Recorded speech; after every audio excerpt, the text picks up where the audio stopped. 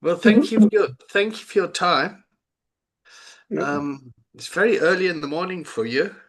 Hey, yeah, no, no. Usually, I'm well started by now. But yeah, no, it's good to speak with you and interested to hear what you're up to and tell you what I'm doing. And Thank you for your time. Right, we're good to go. The recording's happening. Oh, right, let's go for it. Are you there? Yeah. yes, I am. Yeah, I can hear you. I can see you. Yeah. So, I'm interested in first of all, well, I'm interested in three things: training people, Training yeah, people. Yeah. empowering individuals so that we can improve treatment outcomes. Okay. And we've started as a public benefit organization in Africa that has three objectives: to train people, empower people, and to improve treatment. So it's a public benefit organization, Right. and we're coming from a third world perspective where English is the fourth language, where there are different languages. So English is the fourth out of 11 languages.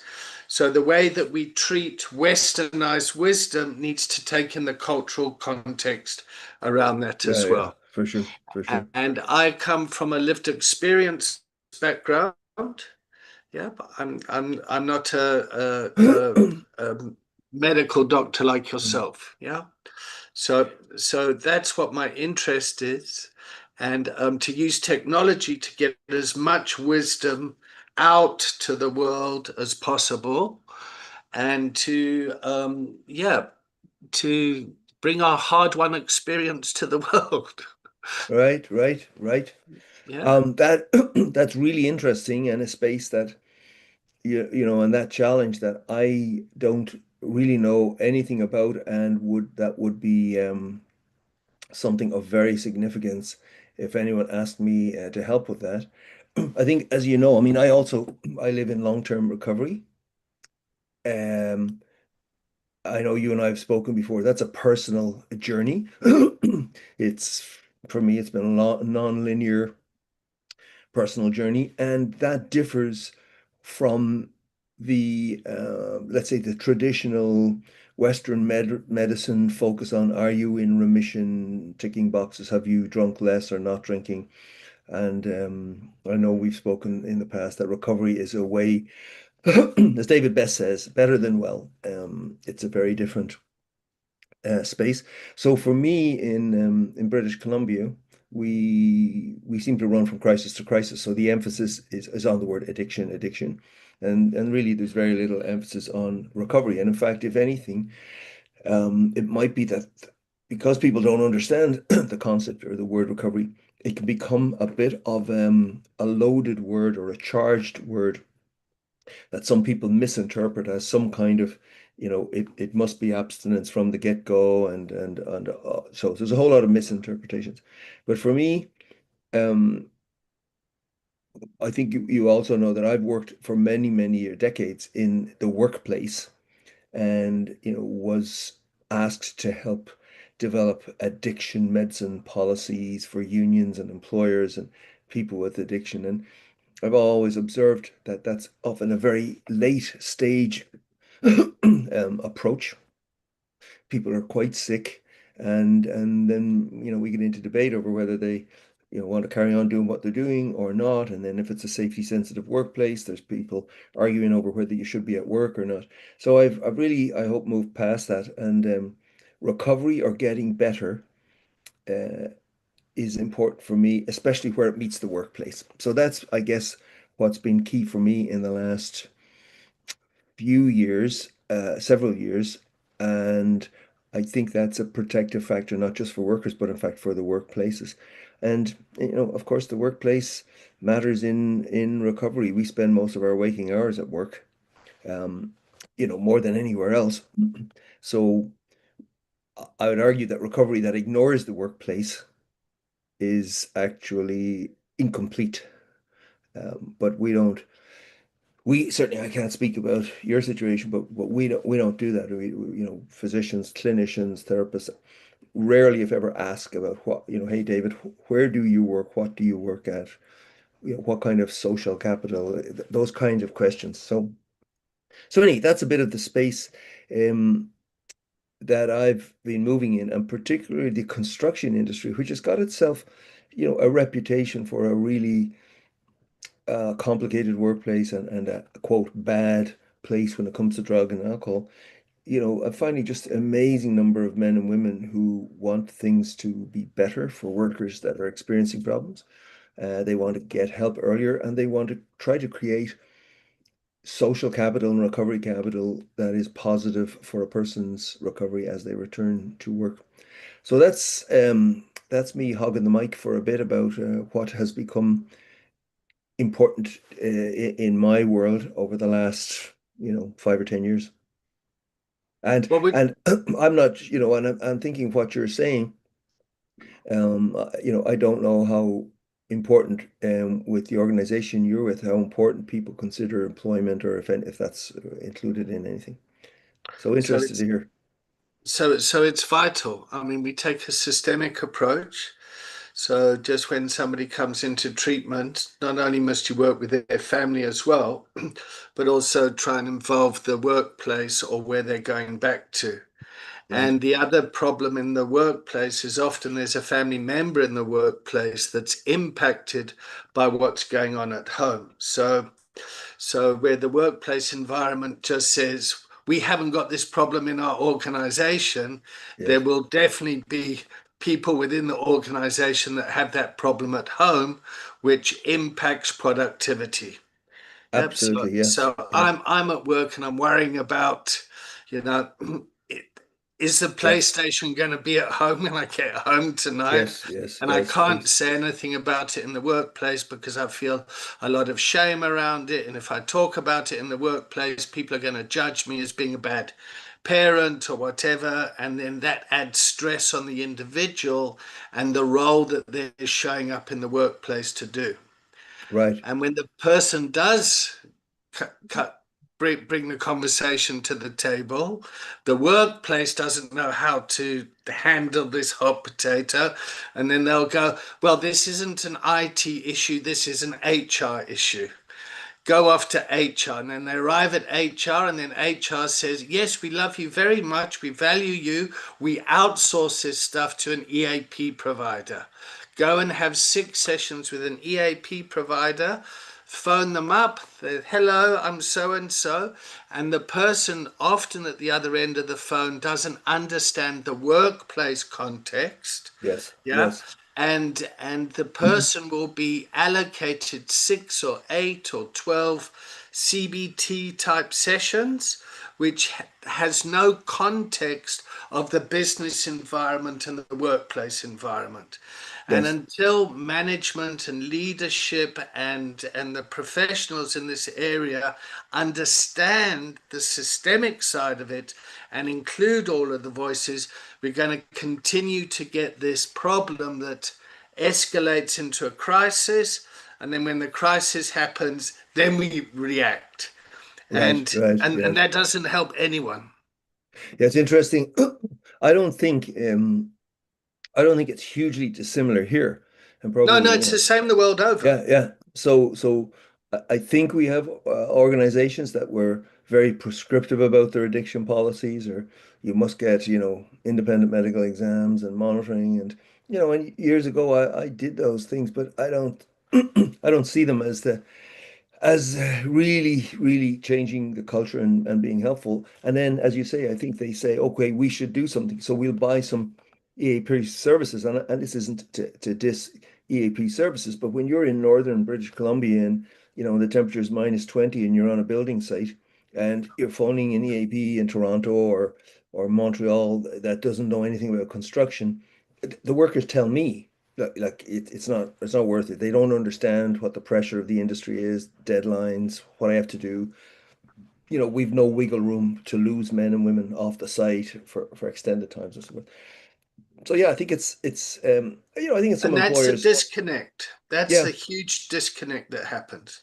And are you And finding in the UK that employers are anyway receptive to, maybe there's a different way? Well, first of all, thank you for this conversation because this Yeah. is how we come together and collaborate to create a cultural shift Yes. that this is everyone's problem. So I think in the UK and certainly in South Africa or Westernized type of road, there's a real silo approach. Yep.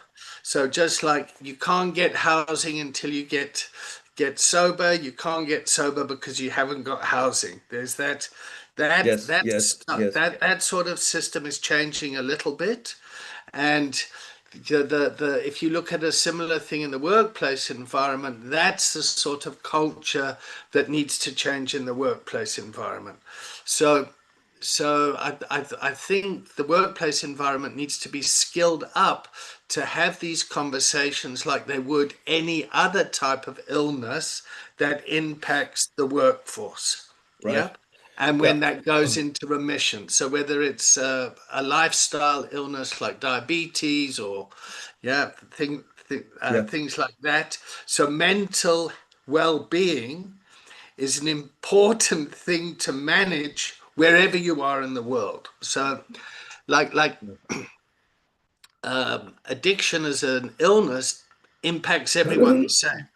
Yeah, the Yeah. pain and anxiety of a mother or a wife around their son or their husband is exactly the same wherever they are in the world. Yeah, Yeah. and that's one of the kind of um, South Africa is an incredibly diverse country, and when you we bring people together in the treatment program that come from very diverse backgrounds, and people share this in the family space. When they share about what's going on in their home, suddenly there's a lot of connections between Yes. different race groups and different family members. But the mother of one race group connects with another mother from another race group. There's, oh my gosh, yeah. Yeah. And the same sort of thing needs to happen in the workplace. Right. But it's So, not going to happen. It's not going to happen if we don't match it up with the goal of the business, which is really like to make profit and shareholder value and that yeah. sort of thing. It's you're going to be much better off if it's integrated into the workplace development and culture, as opposed to, yes, on Fridays we send our people off to the nurse for a checkup and they get a vitamin B injection Yeah. and Yeah. then they go back online. So it's Yeah. managing that sort of stuff. Yeah. I can relate to, I can see it, everything you're speaking about. I think there's a lot of employers um, are aware that the stigma and the difficulty coming forward with anything to do with mental illness, mental health, and especially with substance use challenges. I think they're aware. They don't really know what to do. They know that maybe their HR policies are not the best and most conducive for people stepping forward.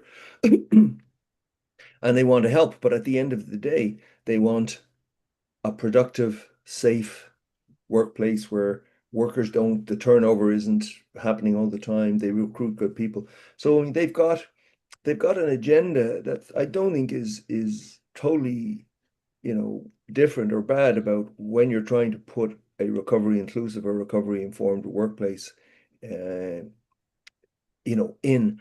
And I think many different industries have many different challenges. And as I say, one of the things that struck me about construction, so I I had the opportunity to work a lot with the construction sector in BC, which is, employs 250,000 people or something. It's a big sector, but it's very disparate and there's all kinds of organizations and things and so forth. But they are uh, they're already a fairly peer support group. They're a buddy group. They're not trusting of outside. So, a peer support type framework, type model within the workplace seems to be seems to be a better approach in that, that old David Best saying of um, management can't do recovery to people, but people can do recovery with people. And Yeah. we're certainly observing that. So that's important. Yeah, but interesting. Yeah. So tell me more about are you trying to have you got some similarities with what you're trying to deliver in the UK and in South Africa? Or are they kind of very different cultures and they require different approaches? Well, th- so I mean that's a very big question. Yeah. So if you can give me some time to unpack it, when I looked at this problem that's particular for the South African context, is the way that people become qualified is they go off to university, they get into a master's, they then get qualified, and then they can go off and they can sign up with the Health Professionals Council and they can start to get paid as running a clinical practice.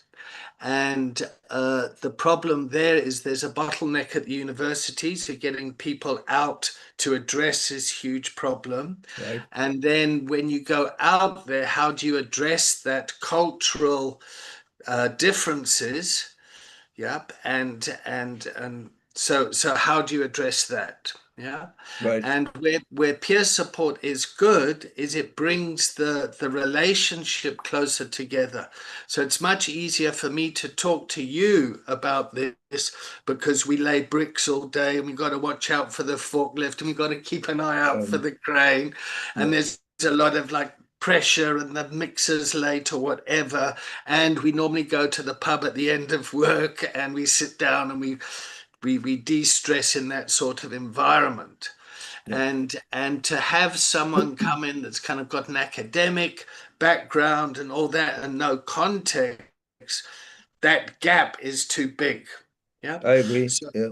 so if you can create training programs that meet people where they're at, that are palatable to the people that are receiving it, that's a much better way than this kind of bottleneck system of trying to get the right professionals out there. So it's Yeah. bringing that, I'm going to say, therapeutic gap closer, but it's not therapeutic because it's in the coaching realm. So coaching Yes. sits in the Yes.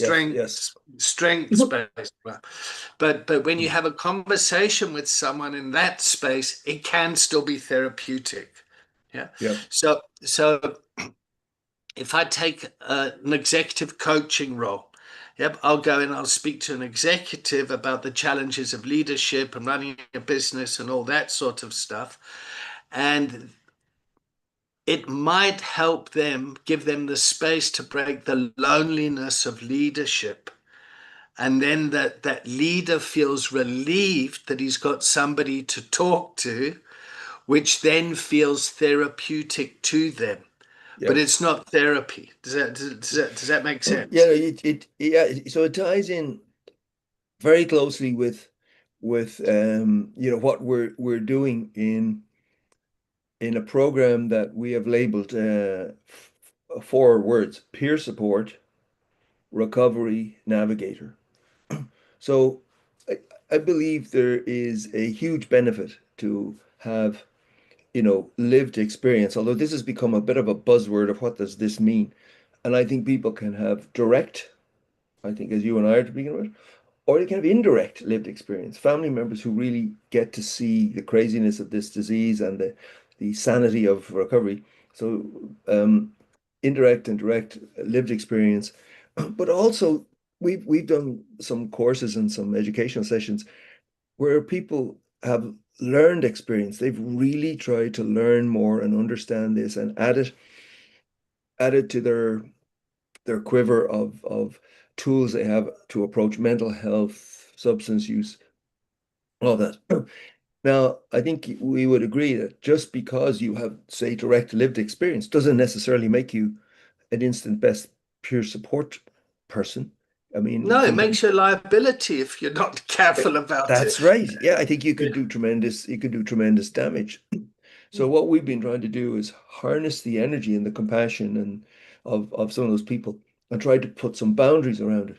we have not chosen to create a specialist peer support specialist program, 60, 80, 90 hours of training. We've chosen not to do that. You know better than anyone. I mean, recovery coaching takes such an amount of effort and training to do well and do right. We're not trying to do that. I think employers are not going to be receptive to, hey, why don't we send David off to a recovery coaching program? Here's what it takes, here's what it costs.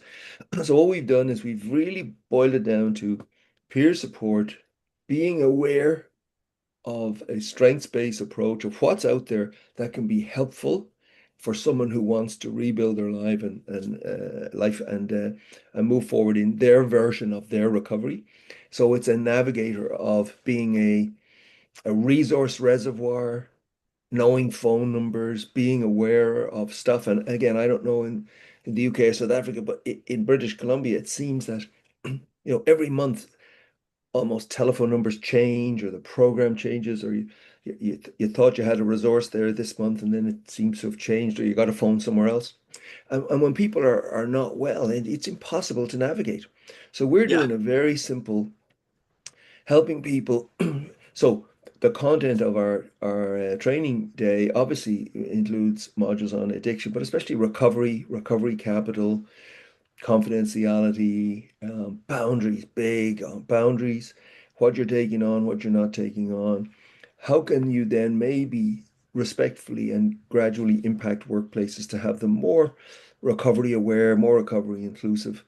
And what we've chosen to do is not just have a one education day, because we have all gone to those conferences. We get the folder, we swear we're going to read up on it next week, and then we put away the folder. Um, so we've created Why do people keep doing this? Like we know I it know, I doesn't know. work. Yeah, Everyone knows it doesn't work, but we keep doing it anyway. It yeah. drives me mad. So I we do, yeah, swear it fucking drives me mad. yeah. So we do that day, but then what's happened is the small groups, and it's deliberately small adult learning principal groups. We have four community of practice online sessions where we get together. So each cohort is kind of growing as an entity. There we do micro learning and also what's happening in the culture, what are we doing in the workplace? And that's what's been most interesting for me is to watch. So not everybody in every cohort has the same energy, but the people who want to help make the workplace a better place and a safer place have amazing commitment and they want to do a better job. So that's interesting to watch. And the other interesting thing is, why would you assume that our Ministry of Health would have any role or understanding of changing workplace culture in construction? So they're not part of it, and it's not that we've deliberately excluded them, but they are not, they don't have that lens that sees people get better. Recovery is a word, define it, clarify how you want, but the workplace and the linkage between both have really not been non-existent for the longest time. And in fact, of course, it can be a powerful recovery capital experience with workplaces. Now it can be a powerful negative recovery capital. So I sometimes say to people in treatment centers, and when you were speaking earlier, you're doing amazing jobs at trying to get people settled, get them to be really good travel passengers, and they're going to take off as they leave your treatment center. I think, in analogy of what I'm trying to do, is work with workplaces to say, do you want to try to become a good landing strip for these travelers and welcome them on their journey? Because certainly to date, almost, well, it's improving, but almost consistently, treatment centers haven't had a lens for helping people what it really means to get a guy back to being a tilt hoist operator in a sawmill or something. Don't know what that means. So I'm interested to hear what you're doing of how you're trying to connect with workplaces, say in South Africa, and the reception you're getting for your people leaving treatment. Yeah, okay. So the South African context very different to the UK context, being first world and third world. And um, so the first thing hurdle that we got to get over is when somebody puts their hand up for treatment, how can we get how can we get them support as quickly as possible, and how can we reduce the cost, the impact on the family. So we're partnered with medical insurance. Okay. So we're a designated service provider. Mm. So when somebody from that company who's paying for the medical aid, we can put the hand up and say, if this raises comes up, we can take that on. Okay. Okay. Now, the challenge is that person comes into treatment and they do very well. They detox, they learn a whole lot of stuff about themselves and others, and they start to find their voice. And often they'll start to talk about the problems that are happening on the outside that have caused them to behave in such a way. Yeah. So it's very similar to we'll get a family member coming to treatment, and I know I'm talking to the converted, but just bear Yeah. with me here. But the family member comes into treatment, they sober up, we teach them a whole load of stuff, and then when we start to work with the family, because we know that person's going back to the family then has to be accountable for their behavior that's causing that. Yes. Yep. So it's very similar in the workplace environment. When you send that person back, that workplace environment needs to be accountable for Right. its behavior and what you're doing there. And then that causes systemic tension. So for example, somebody's in IT, they come into treatment, they go back to that environment, they have to do IT support all week, and then there's pressure for them to work on the weekends because that's the only time the computers are people are away from the computers, so they're getting overtime, but they're working all the time, and it'll be the same in lots of industries. Right. Yes. Yes. Yes. So you've got to kind of teach the workplace to have the courage to have collaborative conversations that can be very uncomfortable. Yeah. Yeah. And And have you learned any particular strategies or tricks? Because I find that a very difficult nut to crack because people are it's yeah, yeah, incredibly difficult. And you'll get organizations that'll have their values stuck on the wall, like our yeah, people are yeah, yeah, important, but yeah, yeah, yeah, actually the behavior in the it's yeah. there's a huge disconnect. Right. And then that becomes a company culture type of environment. Yeah. So I mean, Recovery Connections is a fantastic example of this because they really do have a lived experience culture, and the way that they work is based on lived experience. So Yes. somebody will come from the insurance sector that is run like a corporate place. They'll come into a lived experience environment where people are talking about their feelings and the impact and all that sort of stuff. It can be quite a cultural shock. Yeah. Yeah. Yeah. Um, It's yes, you mean Recovery Connections. I've been very interested for years. I've spoken with Dot Smith many times, and she introduced me, or I asked to be introduced to, I forget his name now, a European guy. He's head of PD Port. So I think they, employ yes, yeah. 10,000 people or something. And that guy believes in having, people with lived experience with training, not quite recovery coaches, but on site and really innovative stuff. We have not been. It's a fantastic example of Yeah, yeah, bringing the recovery into the workplace environment, making it part of the culture yeah. because it's good for productivity. But it takes some balls. I can't Yes. find the right word, but Gonads. gonads. Yeah, yeah. But it's like, I mean, like in South Africa, to go to have conversations about racism and Yeah, that sort of stuff, it's really hard in yeah, the beginning, but once you get over it, the culture and the diversity becomes homogenized, and then you get a much stronger yeah, united yeah. workforce around that. Yes, Um, yeah. so when Well, it it's doesn't work well, that's when they blame us. They'll blame me, they'll blame the clinic. They'll say that clinic's a cult or whatever. Yeah, Mm. yeah, but then the system's not ready to do the work, Yeah. and it becomes a tension. It's hard. Yeah, it is. And I think, I think we're always looking for, the scientists in us is always, or people are wanting to say, well, show us the data and show us the whatever. And I think that is important. And I know one or But how two, much data do we need? well, what I was going to say is, stories are powerful, and often you've got Exactly. a small company and they look at David Collins and they say, he was a mess when he left here 6 weeks ago. Like, and geez, look at him now and what's he doing? And maybe we should ask him, is there stuff we could do to be helpful? That's innovative leadership. There's not always a lot of that around. Well, also what happens is well, I mean, let's just go with me as an example. Yeah. Say I was working in the workplace. Yep, I caused a whole lot of shit. Yeah, Yeah. I went off to rehab for a month, Yes. paid by the insurance. The team had to pick up the slack while I was away. Yeah. I come back. Yeah, they're not Yeah, loving you.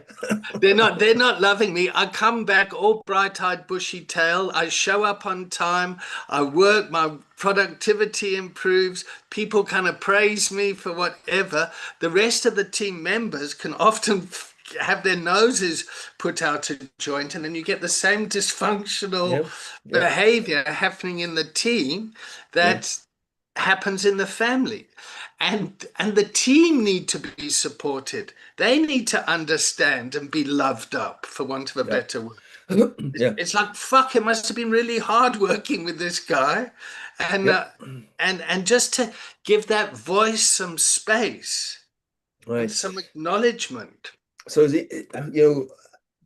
I think a while back, as I was thinking, you know, not in any cultish way, but it would be helpful for workplaces to be more aware of uh, a narrative that's not addiction is the end, nobody gets better, and to be more aware of, there are people who recover and get better. And they do a variety of things. There's no one recipe, there's no one path. Everyone does their own. And in my conversations and with, I'll call it executive level leadership, that higher level, the responses were often, oh, we really don't have that problem here, which is, Yeah, nonsense. And the other thing is, oh, we have a great HR program. If there was any problem, David should just come forward and step up and we would help. And David's looking, thinking, there's huge stigma here. I'm not going to say stick my head up. I'm not going to say of anything. course not.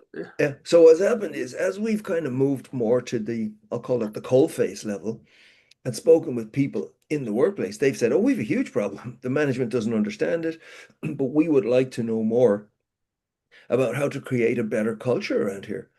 So, God, we've worked on that. But interestingly, I just did another training session this weekend, and it keeps coming up. They're saying, when are you going to put together a program for our management? Because they just don't understand it. And that When again, that management want a program, yeah, yeah. And when I think, management want to come to the party, and when management realize, fuck, this is going to make yeah, me a much better manager to do yeah. this, and I'm willing to do some work around it. But I think you'll agree. I mean, it's it's a challenge. So I think the BC Construction Safety Alliance, which I've done a lot of this work for, we're wondering whether, what, maybe we need to develop a bit of a webinar or something that at least the people who want to explore it initially uh, might want to check this out online, and I'll make some kind of a presentation, as opposed to saying to them, leave your busy office and come to a mini conference. So anyway, Well, we're just trying to think, and there's a certain organic kind of growth to what's going on, and people talking to each other, and then people saying, hey, this peer support recovery navigator training was very helpful. You do similar work roofing to what we do. Maybe you want to send a guy, But I think we're on a journey, David. I don't see things suddenly getting to where we Fixed. want. Yeah, yeah. Anyway, it's good to Let me chat. tell you what let me tell you what happened in Zambia quickly is Rabson and Doris, you might have seen him on LinkedIn, but he went off and did these kind of boot camps for boys and fathers using Yeah, coaching, mental health, this sort. And Zambia's they've got the copper belt there and lots of yes, resources and lots of poverty and lots of challenges. And he was doing this work, and then members from the judicial judges came to this thing. yes, And then the judges suddenly realized, shit, we've got our own problems as judges, the loneliness of being a yes, judge. So yes, they've now formed their own little peer group out of learning the tools of kind of recovery coaching, that sort of thing. And that's a real bottom up approach yeah, where people in the same industry with the same challenges are sitting in circles and supporting each other yeah. in a way that's That's healthy. I I don't know how else to say it. Yeah, and I mean, so I directed a confidential program for physicians in the past, and again, it's not that physicians are special by any means, but not even their ego, but their shame and stigma when it The comes shame to. and stigma is terrible. Yeah, and so I would try and work with docs and organizations, but you're right, it end up lawyers and and judges saying like we have these judges are listening to horrible stuff all day and cases and all kinds of stuff. And now with the internet, everyone thinks they're Judge Judy, that they're capable of writing a legal opinion. And these judges get lambasted and actually speaking to judges, you bring it up, it's a lonely, lonely place. And Lonely. yeah, and a bottle of scotch could be, pretty soothing several times a day. But anyway. Oh, it sounds so Um, nice when you say it, a bottle of scotch. yeah, Especially with your little Irish accent there. It's yeah, just, yeah, yeah, oh, yeah, sounds so nice. yeah. But yeah, no, it's good. I mean, in a way, we're operating in very different spaces, but there's a lot of commonality. And and as I think about John Kelly's work and David Best's work and what you're doing and Dot and Ray over here and various people, it yeah, I think there's a similarity to the path that people are trying, which is to help people get better in their way, in their pathway, in their selected journey, and My not to. my my challenge, I want to choose my words carefully and be very respectful here, but John's thing, I've heard him speak a couple of times, and he says AA is the next best thing to a free lunch or something. Have you heard him say that? Yeah, so what he in his paper in 2020 or the Cochrane Review or whatever, because the United States it counts and is very aware of the dollars for treatments and so forth, what they looked at, part of what they looked at was, yes, it's as successful as any other treatment, but it's cheaper than any other treatment. So I think he follows that by saying AA is the next best thing to a free lunch, for the insurance companies or people. So I think that's the context he uses it. I've heard him use that statement. So Um, the challenge I have with that though is it doesn't really help people when they come out of treatment and they're trying to reintegrate back into the world if the AA and 12-step program doesn't resonate. And there's a lot of kind of people it's like, oh, you got a disease for life, you got to go to AA, you got to this, you got to that, mm, and a lot of people that really doesn't work for. yeah, So I agree. so Yeah, and that perpetuates a problem. And when yeah, we've got such high esteemed academics kind of saying this sort of stuff, yeah, it kind of adds to the problem as yeah. opposed to kind of being part of the solution. Did I say Right. that respectfully?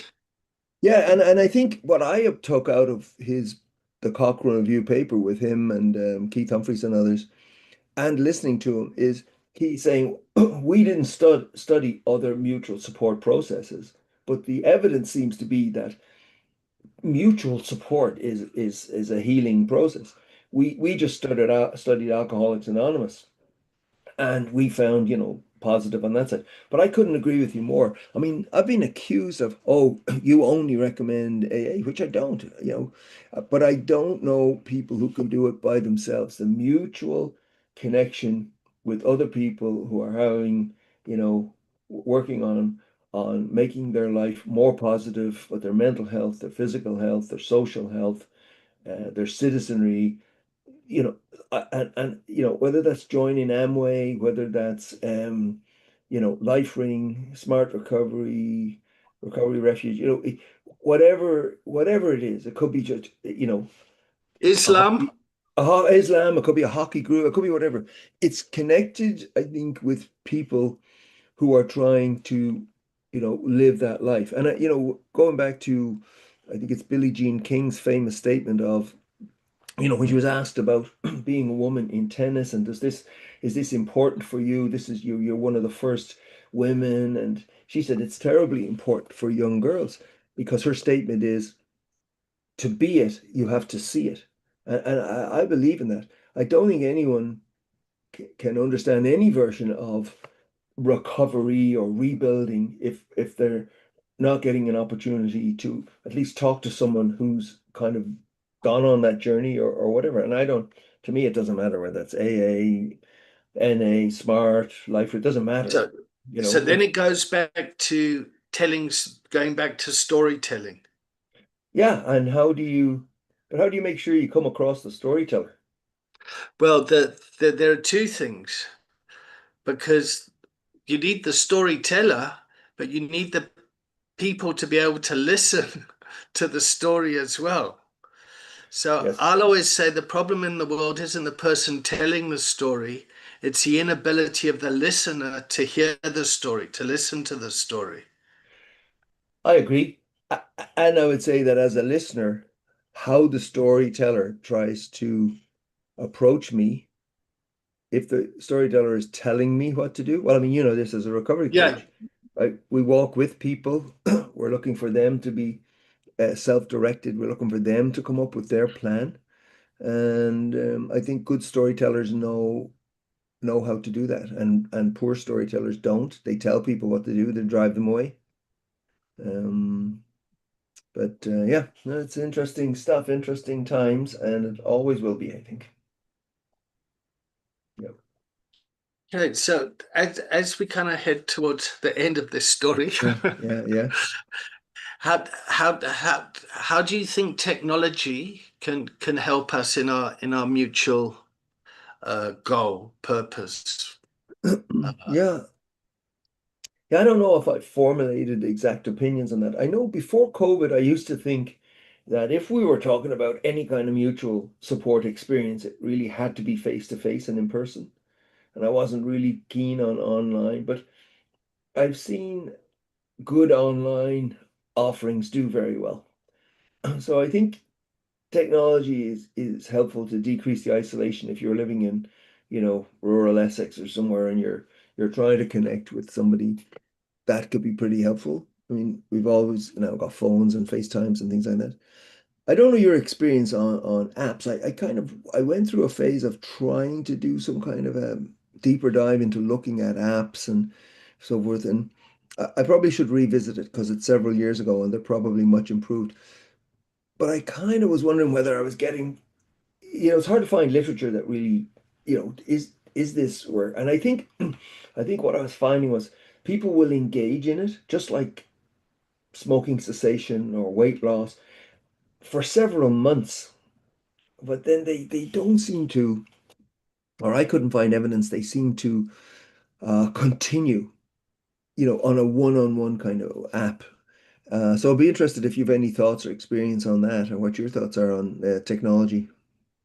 so I would never have been able to speak to you face to face if it wasn't for technology like this, and Yes, yeah, of course your willingness to give of your time.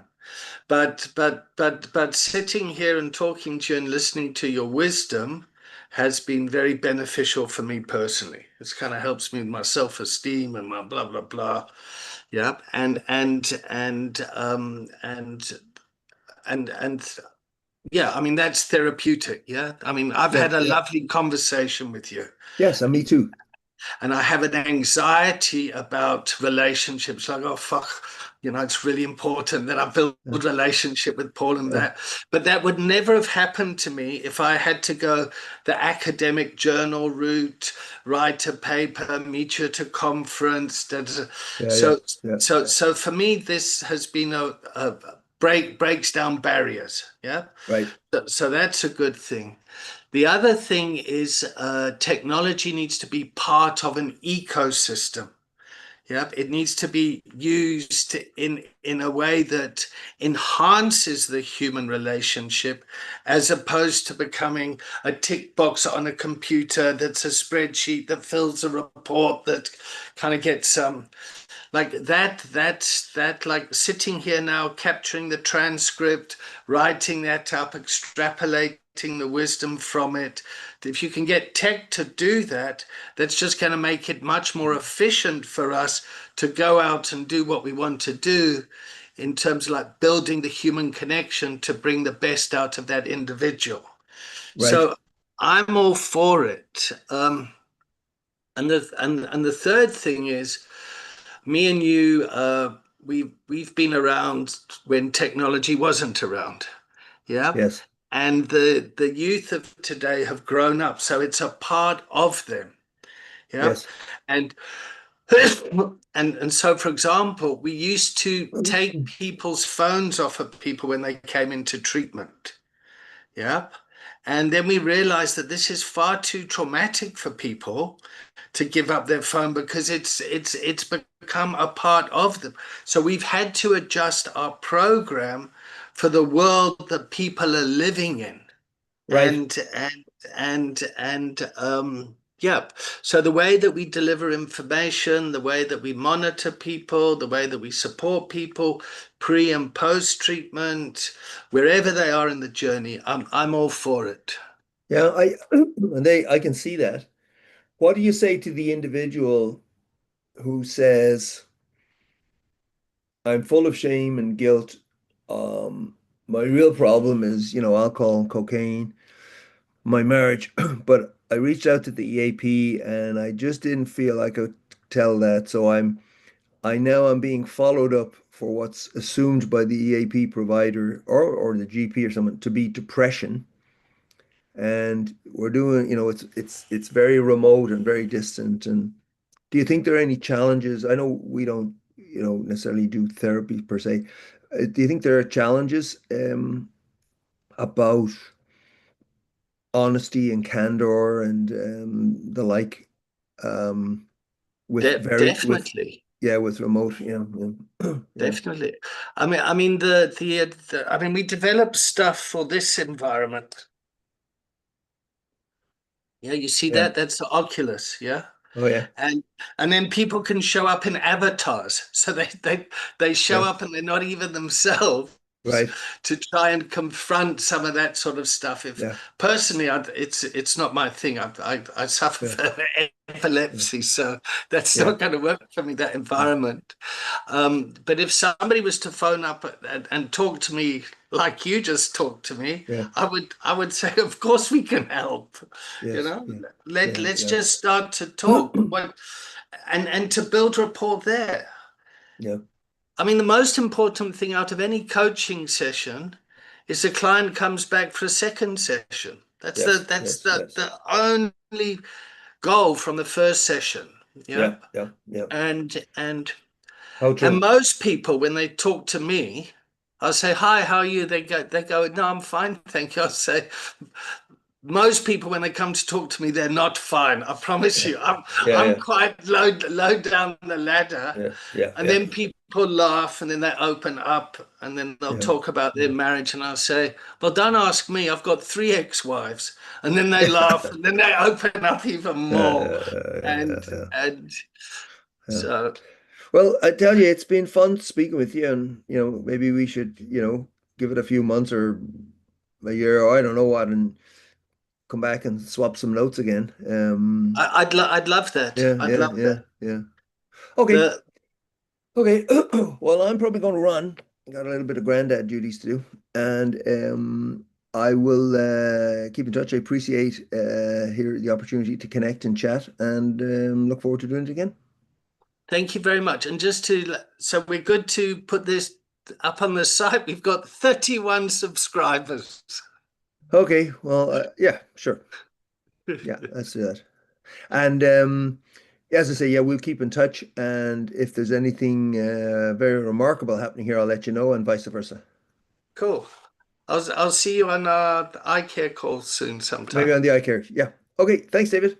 Take care. Thanks so much, Paul. Thank you for Bye your bye. time. I really appreciate it. Bye No, bye. thank you. Bye bye.